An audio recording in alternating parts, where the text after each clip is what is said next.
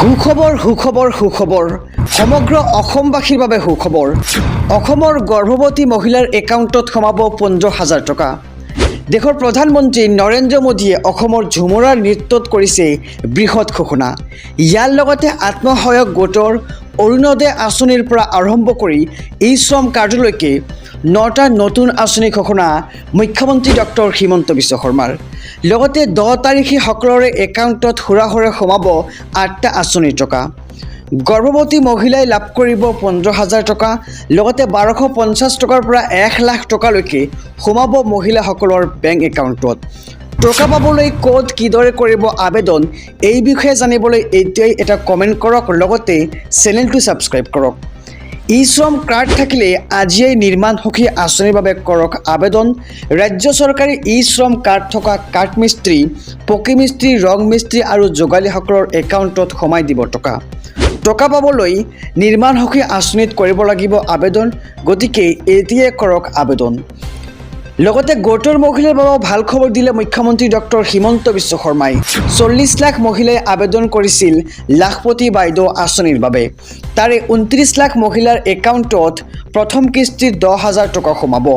চৰকাৰে ইতিমধ্যে গোটৰ ছাৰ্ভে লিষ্ট প্ৰকাশ কৰিছে আৰু কেইদিনমানৰ পিছতেই গোটৰ মহিলাৰ একাউণ্টত হুৰাহুৰে সোমাব 10,000কৈ টকা। অহা 1 এপ্ৰিলৰ পৰা টকা সোমোৱা আৰম্ভ হ'ব বুলি ঘোষণা কৰে মুখ্যমন্ত্ৰী ডক্টৰ হিমন্ত বিশ্ব শৰ্মাই। লগতে নগৰ অঞ্চলৰ মহিলাৰ বাবেও আহি গ'ল ভাল খবৰ। নগৰ অঞ্চলত নতুনকৈ অৰুণোদয় আঁচনি আৰম্ভ হ'ব। অৰুণোদয় আঁচনিৰ 1250 টকা সোমাব নগৰ অঞ্চলৰ প্ৰতিগৰাকী মহিলাৰ একাউণ্টত। ৰাজ্যবাসীৰ বাবে আৰু কেইবাটাও ভাল খবৰ লৈ আহিছোঁ, গতিকে এনেধৰণৰ নতুন নতুন ভিডিঅ' পাবলৈ চেনেলটো ছাবস্ক্ৰাইব কৰক, লগতে পেজটো এতিয়াই ফ'ল' কৰি ৰাখক। ৰেচন কাৰ্ড থকা মহিলাৰ বাবেও আছে ভাল খবৰ। একাউণ্টত সোমাব 5 লাখ টকা। কিন্তু কেনেকৈ, সবিশেষ জনাই আছোঁ। ৰেচন কাৰ্ড থকা সকলৰ বাবে 7টা নতুন আঁচনি ঘোষণা মুখ্যমন্ত্ৰী ডক্টৰ হিমন্ত বিশ্ব শৰ্মাৰ।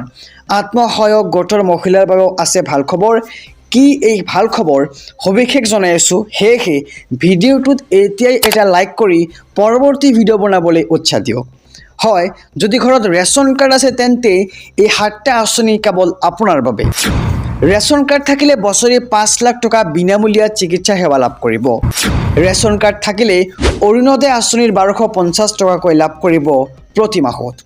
ৰেচন কাৰ্ড থাকিলে ছাত্ৰ ছাত্ৰীৰ নামভৰ্তি সম্পূৰ্ণ বিনামূলীয়া। ৰেচন কাৰ্ড থাকিলে চৰকাৰী ঘৰ লাভ কৰিব। ৰেচন কাৰ্ড থাকিলে চৰকাৰী গেছ চিলিণ্ডাৰ লাভ কৰিব।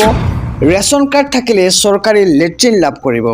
ৰেচন কাৰ্ড থাকিলে PM কিষাণৰ 2,000 টকা লাভ কৰিব। গতিকে ৰেচন কাৰ্ডখনে হৈছে দুখীয়াৰ ৰক্ষা কৱচ।